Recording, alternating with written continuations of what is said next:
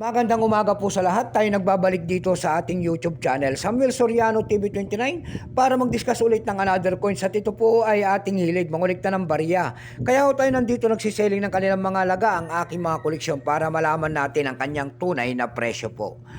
Ayan. At isa naman tayong kolektor. Magandang umaga po sa lahat ng mga subscriber ko kung saan kayong dako ng mundo po. Keep safe po sa lahat, and God bless. Maraming salamat po sa lahat ng aking mga subscriber. Thank you so much. Yun naman po, hindi pa po nakapag-subscribe dito sa aking YouTube channel. Anyayahan ko lang sana kayo. At malaking tulong na po o bagay ang inyong gagawin, tulad ng pagpindot ng ating subscribe button, like and share, para ma-update ko kayo sa mga latest ko pang gagawin mga video po. Mayroon na naman tayong pag-usapang barya guys, at sharing natin ang kanyang presyo kung magkano na. Ito po ay 25 centimos year 2000, ayan. Nakapalog po yan sa BSP series. Pagkatalikod po niya, makikita naman natin ang isang year 1993, ang pagtatag ng ating Bangko Sentral. And then cut wheel po, dyan po bumabase ang ating mga kolektor kung ano reverse o die ang isang coins. Ayan, bago tayo magsimula sa ating talakayan, ayan, kilalanin mo muna natin siya para malaman natin ang kanyang presyo. Issue po Philippines po, Period Republic 1946 up to date po, type standard circulation coins. Years 1995 hanggang 2003, year 1995 hanggang 2003 lamang yan, at hindi po yan namamagnet. Yun namang year 2003 hanggang 2017, yun po ay namamagnet.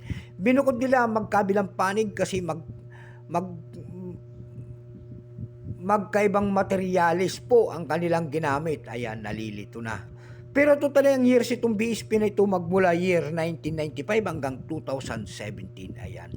Ang hard to find po dito ay year 2006. Yung semi-hard to find po dito, baka hindi nyo pa alam, ay year 2005 and then 2008. Value nito ay 25 centimos. BSP po nakapaloob.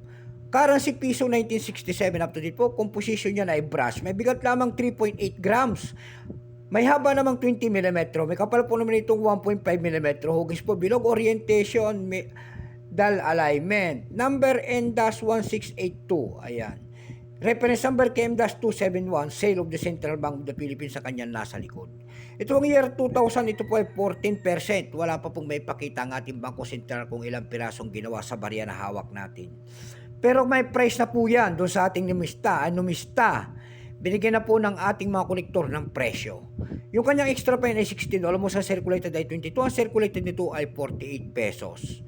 Dako naman tayo sa kanyang presyo. Ayan. Doon sa ating EB.com na platform, mayroon tayong nakita nagbebenta doon ng $4.97. Nasundan ng $1 nito, and then 279 pesos. Sa Carousel PH naman po tayo dumako. Ayan. Sa Carousel PH, nakakita tayo nagbebenta doon ng 250 pesos. Nasundan po yan ng 200 pesos.